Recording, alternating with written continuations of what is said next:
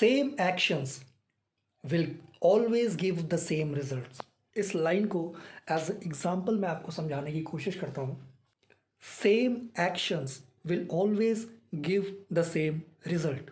For example, एक बार एक बहुत बड़ी कंपनी के मैनेजर अपनी कंपनी की फाइनेंशियल स्टेटस को डूबते हुए देखकर एक डिसीजन लेते हैं कि वो एक बहुत ही अच्छे फाइनेंशियल एडवाइज़र से एडवाइस लेंगे कि क्यों उनकी कंपनी में फाइनेंशियल लॉसेस हो रहे हैं।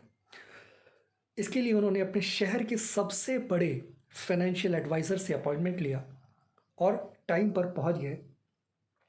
वहाँ पर जब वो पहुँचते हैं उनके ऑफिस पर, तो बहुत ही आश्चर्यचकित होते हैं ये देख करके कि रिसेप्शन पर कोई भी व्यक्ति नहीं है। राइट, एक भी व्यक्ति रिसेप्शन पर नहीं मिलता है उनको। सामने देखते हैं तो दो दरवाजे दिखाई देते हैं उन्हें। एक दरवाजे पे लिखा होता है एम्प्लॉय और दूसरे दरवाजे पे लिखा होता है सेल्फ एम्प्लॉय। जबकि वो मैनेजर अपनी कंपनी में एज एम्प्लॉय था, मैनेजर था, तो उसने एम्प्लॉय वाले दरवाजे पर नॉक किया और अंदर चला गया। उस दरवाजे से अंदर जाते ही सामने उसे फिर दो दरवाजे दिखाई दिए। पहले दरवाजे पे लिखा था इनकम लेस देन 50,000 और दूसरे दरवाजे पे लिखा था इनकम मोर देन 50,000।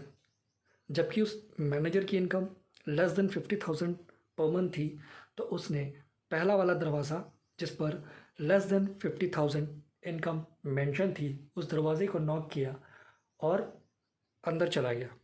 जैसे ही उस दरवाजे के अंदर वो जाता है, वो देखता है सामने फिर से दो दरवाजे उसके सामने दिखाई देते हैं। पहले दरवाजे पे लिखा होता है saving 1.5 lakhs per year less than, right, और दूसरे पे लिखा होता है more than 1.5 lakh per year saving. जबकि उस मैनेजर के अकाउंट में करंट में 70 से 80 हज़ार रुपये सेविंग थी, तो 1.5 लाख से वो कम हुई। इसलिए वो पहले वाले दरवाजे को चूज़ करता है 1.5 लाख से कम सेविंग पर ईयर वाले को, और उस दरवाजे को नॉक करके अंदर चला जाता है।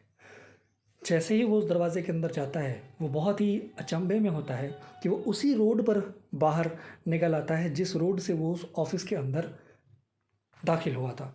My dear friends, moral of the story ये है कि अगर आप एक ही दरवाजे को बार बार खोलेंगे तो आपको रिजल्ट भी सेम ही मिलेगा। यदि आपको अपने परिणाम पसंद नहीं है तो आपको अपनी नीतियों को बदलना पड़ेगा। Thank you so much.